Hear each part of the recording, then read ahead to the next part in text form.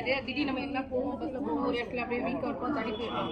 ஆனா என்ன கடிச்சிதுன்னு தெரியாது. நம்ம தொற்று நோய் என்ன பண்ணணும் சிஸ்டர் பாருங்க கோவிட்-19 கொரோனா பரவுது ஓகேங்களா.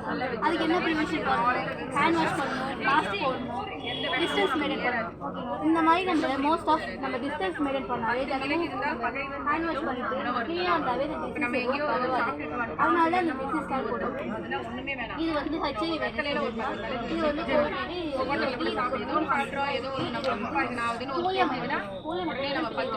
சின்ன வயசாக இருக்கும்போது கை கால தான் நம்ம வராது.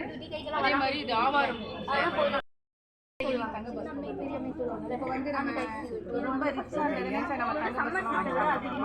அவருடைய கலரே பாருங்க. இதை வந்து எப்படி ப்ரிவென்ட் பண்ணணும், ஆவாரை கண்டால் சாவோரும் விடும். அதை வந்து நம்ம சாப்பிட்டோம்னா அதே மாதிரி இந்த சுகர்